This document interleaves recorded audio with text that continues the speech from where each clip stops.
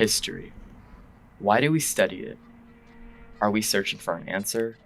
Trying to preserve the memory of something? Both? Neither?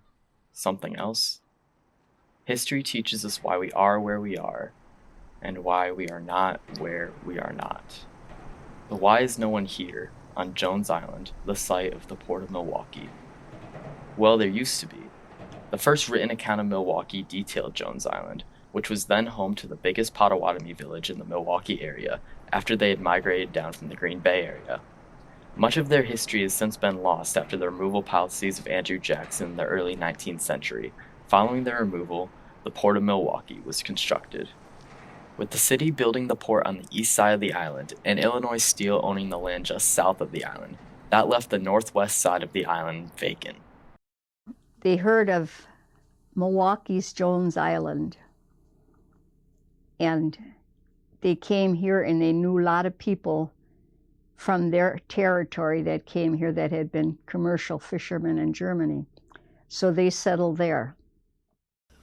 Mother told me that the activities consisted of a lot of water activities because of the access to the water, Lake Michigan and Milwaukee River. She said they had beach parties and they built bonfires and they celebrated the various holidays. So if they were there for decades, what happened? Why is the smallest park in Milwaukee County all we have left of this community? Well, because they settled there on their own, few members of the community actually held land titles. So when Illinois Steel, just south of the village, decided they wanted to expand, the legal battles began. They survived the first attack from Illinois Steel, but this was just the first of many actions that would lead to the demise of the village. Year after year, newspapers reported on the progress of the David-Goliath court battles. The rounds won, the rounds lost by the Islanders. The city had long been urged to step into the fray, but it was not until 1910 that a $250,000 bond drive was initiated to purchase the Jones Island for harbor improvement. In 1913, Theobald Altgin, the Islanders' nemesis, once more incurred their wrath by proposing that Jones Island would make an ideal location for the storage of sewage tanks. In 1915 and 1916 proceedings for the condemnation of the northern half of Jones Island for both harbor and sewage improvements was begun by the city. So just like that, the Kashubians were paid a little money by the city and then evicted. The last person to live on the island was Felix Struck, who ran his tavern on the island until he was finally evicted in 1940. In the 1970s, the city erected Kashub Park, the smallest park in Milwaukee County, on the site of Felix Struck's old tavern, commemorating the community that once called the island home. But is there any culture left, or has the city forgotten about this hidden memorial? Well, that's what me and my friends went to find out.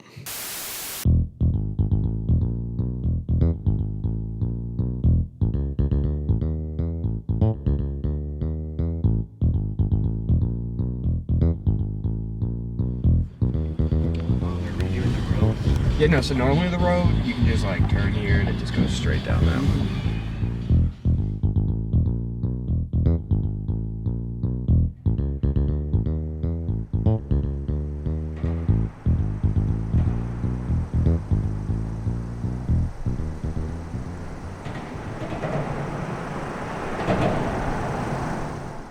So is there anything left?